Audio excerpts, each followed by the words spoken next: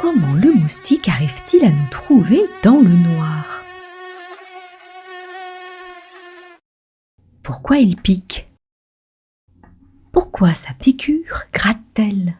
Mais surtout, comment un animal de seulement quelques milligrammes peut-il avoir une influence aussi dévastatrice sur l'humanité?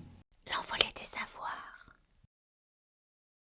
Dans le noir, le moustique détecte notamment le dioxyde de carbone que nous rejetons à chaque respiration et s'en sert pour s'orienter vers nous. En se rapprochant, il combine cette piste avec les odeurs de notre peau. Notre peau libère en effet un cocktail de molécules odorantes, acide carboxylique, acide lactique, ammoniac et de nombreux autres composés.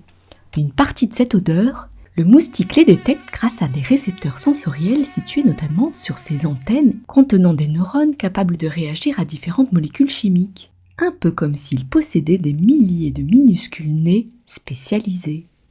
Donc dans le noir, le moustique ne nous cherche pas seulement avec les yeux, il nous suit à notre odeur. Chez de nombreuses espèces, seules les moustiques femelles prennent un repas de sang. Elles ne le font pas principalement pour se nourrir. Leur énergie provient surtout du nectar et d'autres sucres végétaux.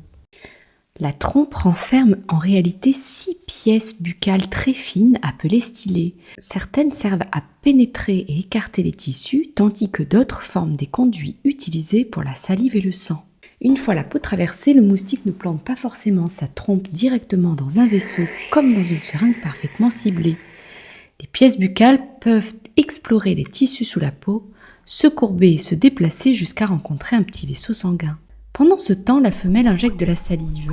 Les différentes molécules facilitent le repas sanguin, notamment en perturbant localement certains mécanismes qui feraient coaguler le sang ou contracter les vaisseaux. Lorsqu'elle atteint une source de sang, elle commence à aspirer grâce à des pompes musculaires situées dans sa tête. Son abdomen se remplit alors progressivement et peut devenir visiblement gonflé. La partie qui gratte vient surtout après. Notre système immunitaire reconnaît certaines protéines de la salive comme étrangères, il déclenche une réaction inflammatoire, avec notamment de l'histamine, ce qui produit des mangeaisons et une petite bosse rouge. Après avoir piqué, la femelle stocke le sang dans son abdomen. Elle le digère ensuite dans son intestin.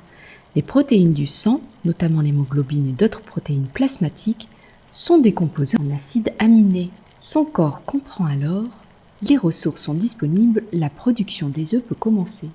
C'est ce stock qui permettra au futur embryon de se développer avant l'éclosion. Les moustiques ne sont pas inutiles dans la nature, ils servent de nourriture. Leurs larves aquatiques sont consommées par des poissons, insectes, amphibiens et autres prédateurs. Les adultes sont également mangés par les araignées, libellules, oiseaux et chauves-souris.